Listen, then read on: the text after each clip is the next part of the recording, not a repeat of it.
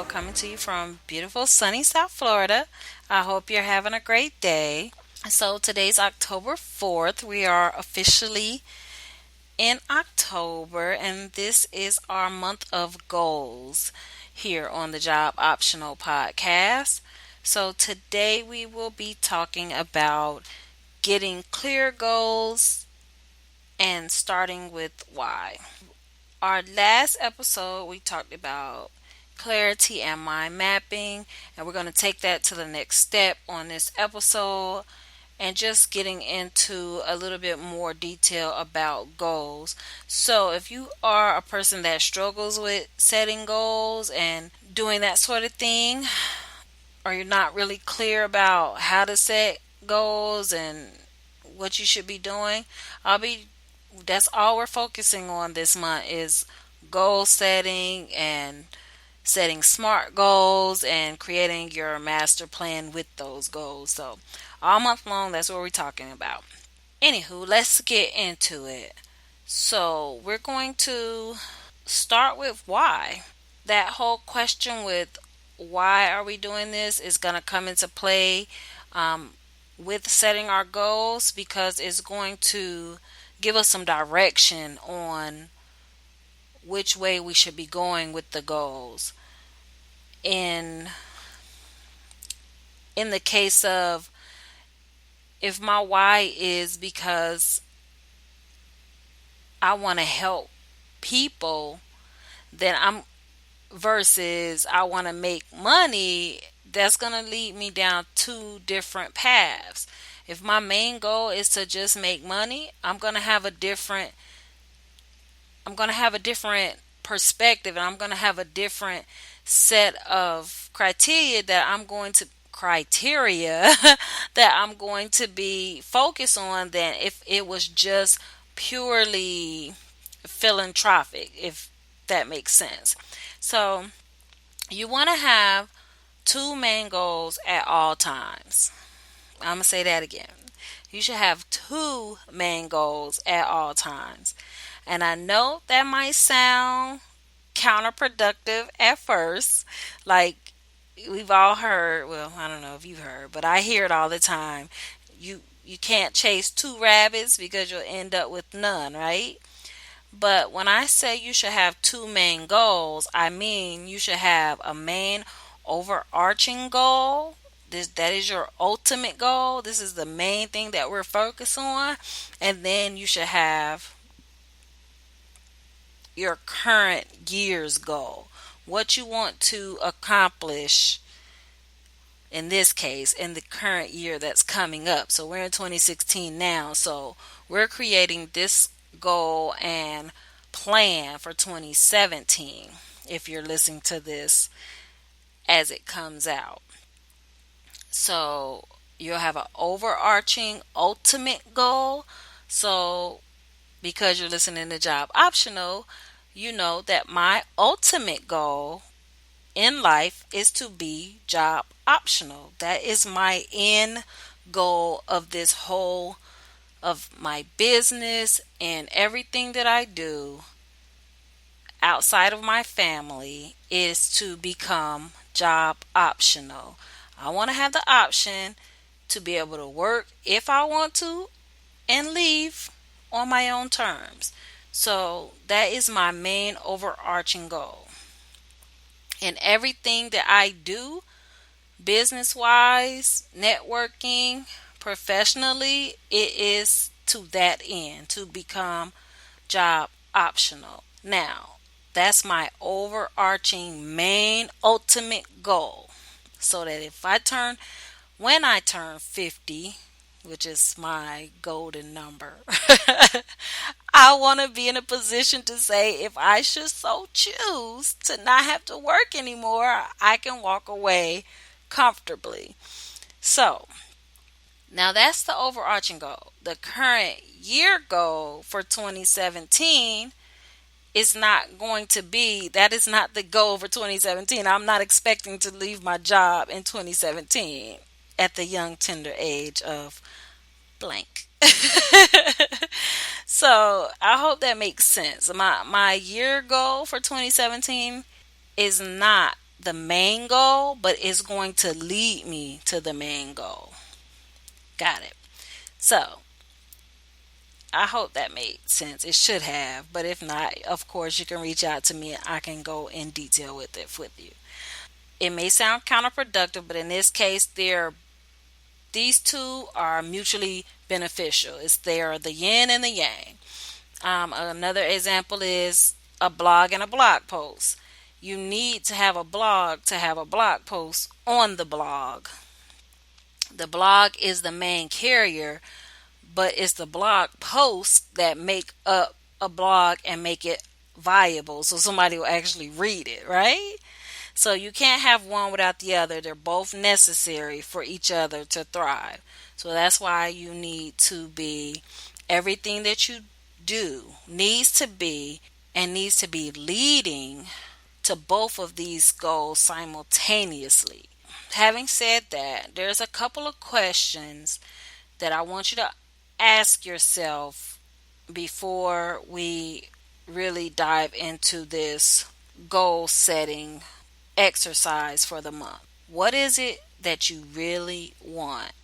We've covered this in vision, we've covered this a couple of times, but this is the last and final time that we will cover this before we actually begin putting a strategic plan in place.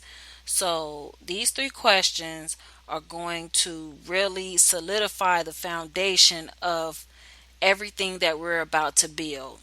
What is it that you really want? What is it that you really want to see at the end of the day? Like I said, my main goal is to be job optional. What is your main goal? And be honest with yourself. Like I said before, if your main goal is to just simply make money, that is absolutely okay. There's no shame in that. Whatever it is that you really want, whatever it is, answer this question, and only you can answer this question. Nobody else can tell you what you want. You know in the depths of your heart what that shining rainbow is for you. Answer this question honestly for yourself. This is your chance to create the life and the lifestyle that you really want. So answer that question as honestly as you can. Personally, way back when, at a certain time in my life, I really wanted to. I really wanted to be a hairstylist. That was what I thought the main goal was. I went to a co-op high school so that I could become a hairstylist upon graduation and take my test and become a hairstylist. That was my plan. I had mapped all of my things to becoming a hairstylist. I styled most of my friends' hair. That was the plan, to become a hairstylist. That's all I saw. I didn't want to go to college. I didn't see a need for it because I already was working in the field that I knew that that's what I wanted to do. I couldn't see outside of my box of becoming a hairstylist. It was a glamorous type of job until reality set in that, wow, it's a lot of long hours standing on your feet, bent over a shampoo bowl if you are not to the level where you can afford to hire someone to do those tasks for you. It could be a thankless job sometimes. It could be, people try to take advantage of you. People want to hook up, friends and family wear you out.